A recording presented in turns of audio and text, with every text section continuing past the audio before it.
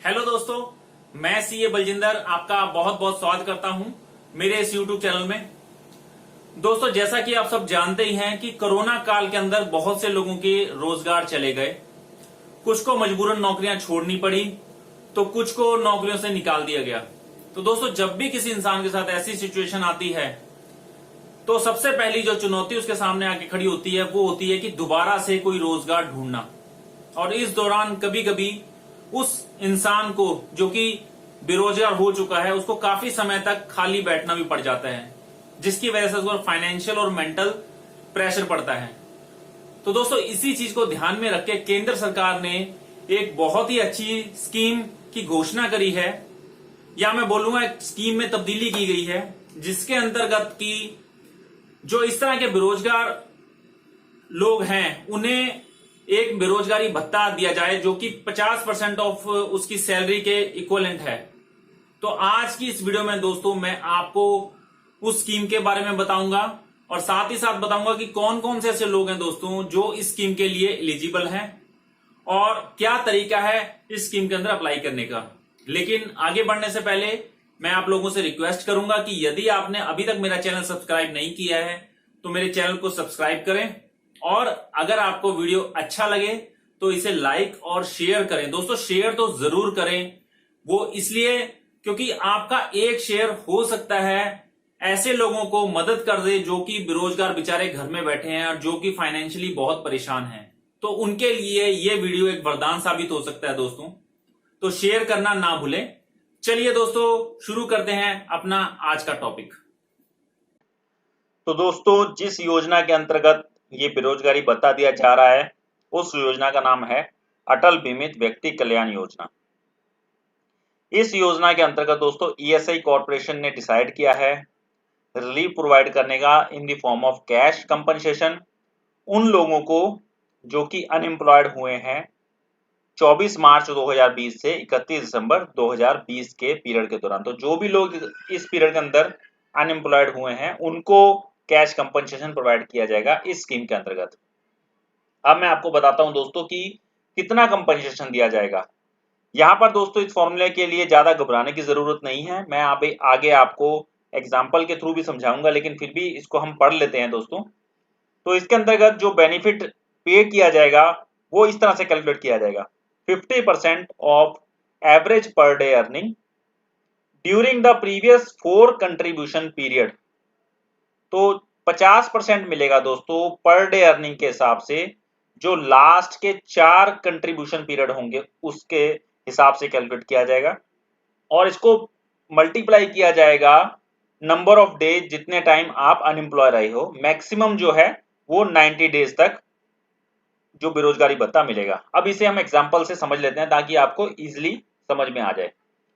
तो सपोज जैसे दोस्तों ये किसी व्यक्ति की ये जो है वेजेस है, सपोज वो बेरोजगार हुआ है 1 अप्रैल 2020 को, और हम देख रहे हैं दोस्तों इससे जो पिछले 4 कंट्रीब्यूशन पीरियड हैं जो कि अप्रैल 18 से मार्च 20 तक है, क्योंकि 6 मंथ चलता है दोस्तों कंट्रीब्यूशन पीरियड। तो ये 4 कंट्रीब्यूशन पीरियड हैं, इसमें ये इसको वेजेस मिल रही है, ये नंबर ऑफ डे हैं। तो इसके अंदर जो अमाउंट ऑफ रिलीफ कैलकुलेट की जाएगी दोस्तों वो इस तरह की जाएगी।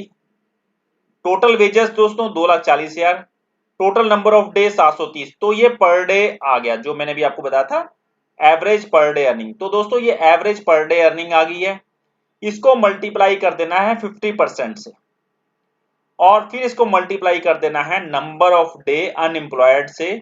सपोज अगर 70 दिन अनएम्प्लॉय था तो इसको मैं 70 से मल्टीप्लाई कर दूंगा। ये मैक्सिमम मिलेगा दोस्तों 90 डेज के लिए। अब अगर कोई आदमी 100 दिन तक बेरोजगार रहा तो उसको 90 दिन का से हिसाब से ये कैलकुलेट किया जाएगा। तो 90 डे के हिसाब से ये आ गया है 14,795 जो कि बेरोजगारी भत्ता इस व्यक्ति को दिया जाएगा। मैं एक बार फिर से आपको समझाता हूं।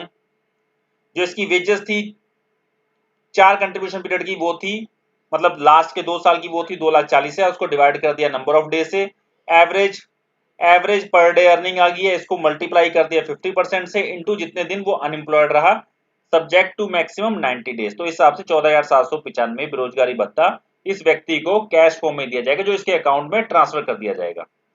अब हम बात कर लेते हैं दोस्तों कौन कौन लोग इस बेरोजगारी भत्ता को पाने के लिए एलिजिबल हैं। तो दोस्तों इसके अंतर्गत the insured person should have rendered unemployed during the period 24 March 2020 to 31 December 2020। जैसे मैंने आपको भी पहले ही बताया था, जो बेरोजगार ही है, जो मतलब उसका रोजगार जो मतलब उसने अपना जो रोजगार खोया है, उसका पीरियड 24 मार्च 2020 से 31 दिसंबर 2020 का होना चाहिए। और the insured person should have been in insurable employment for a minimum period of 2 year immediately before his or her unemployment. मतलब जब भी वो अनएम्प्लॉयड हुआ है दोस्तों इस पीरियड के दौरान, उससे इमीडिएटली 2 ईयर मतलब उसके पिछले 2 साल में वो एक इंश्योरेबल एम्प्लॉयमेंट के अंदर होना चाहिए। ये बहुत ही इंपॉर्टेंट है दोस्तों। अगर वो पहले सपोज मान लो कहीं ऐसी जगह काम कर रहा है जहां पर कि इंश्योरेबल एम्प्लॉयमेंट नहीं है, मतलब ईएसआई कंट्रीब्यूशन नहीं है, तो उस केस के अंदर उसको ये नहीं मिलेगा, ये बेनिफिट, ये बेरोजगारी भत्ता नहीं मिलेगा। तीसरी जो दोस्तों एलिजिबिलिटी कंडीशन है वो है the insured person should have contributed for not less than 78 day in a contribution period immediately proceeding to unemployment. मतलब जब भी वो अनएम्प्लॉय हुआ है, उसका जो प्रीवियस कंट्रीब्यूशन पीरियड है जो 6 मंथ का, जैसे मैंने आपको ये कंट्रीब्यूशन पीरियड दिखाया था, अप्रैल से सितंबर या अक्टूबर से मार्च, ये कंट्रीब्यूशन पीरियड है। इस पीरियड के अंदर इस पर्सन ने, जो ये इंश्योर्ड पर्सन है, उसने कंट्रीब्यूशन किया होना चाहिए मिनिमम 78 डेज का।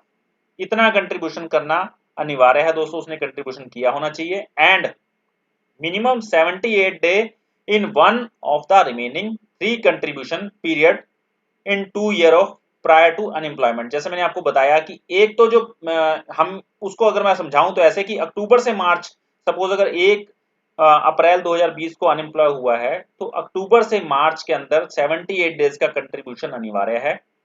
और इन जो बाकी के बचे हुए 3 कंट्रीब्यूशन पीरियड है दोस्तों, इनमें से किसी में से भी एक में 78 डेज का कंट्रीब्यूशन अनिवार्य है इस स्कीम के अंतर्गत बेरोजगारी भत्ता पाने के लिए।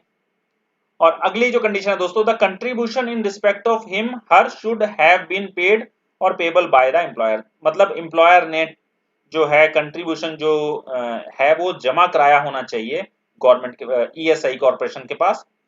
और the contingency of unemployment should not have been as a result of any punishment for misconduct or superannuation or voluntary retirement scheme. मतलब उसको किसी पनिशमेंट के तहत निकाला नहीं जाना चाहिए।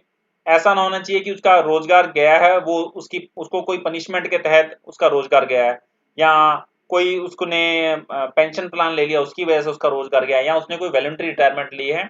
तो अगर इन केस के अंदर भी उसका रोजगार गया है तो भी ये बेरोजगारी भत्ते के लिए वो एलिजिबल नहीं होगा।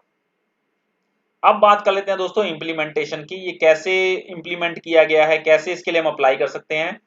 तो द रिलीफ है दोस्तों shall become due for payment 30 day from the date of unemployment. मतलब जिस दिन आप अनएम्प्लॉयड हो गए हो उसके 30 दिन के बाद आप एलिजिबल हो इस योजना के अंतर्गत कंपनसेशन पाने के लिए। और जो ये क्लेम है दोस्तों इंश्योरेंस पर्सन का, ये जरूरी नहीं है कि एम्प्लॉयर द्वारा ही फॉरवर्ड किया जाए, एम्प्लॉय खुद भी इसको डायरेक्टली सबमिट कर सकता है जो ईएसआई के ब्रांच ऑफिस के अंतर्गत। और जो ईएसआई का ब्रांच ऑफिस है वो वेरिफिकेशन कर लेगा उसके एम्प्लॉयर से अपने लेवल पे। इसमें एम्प्लॉय के लिए कोई भी टेंशन नहीं है, वो डायरेक्टली जो है अपना क्लेम सबमिट कर सकता है ईएसआई कॉर्पोरेशन को।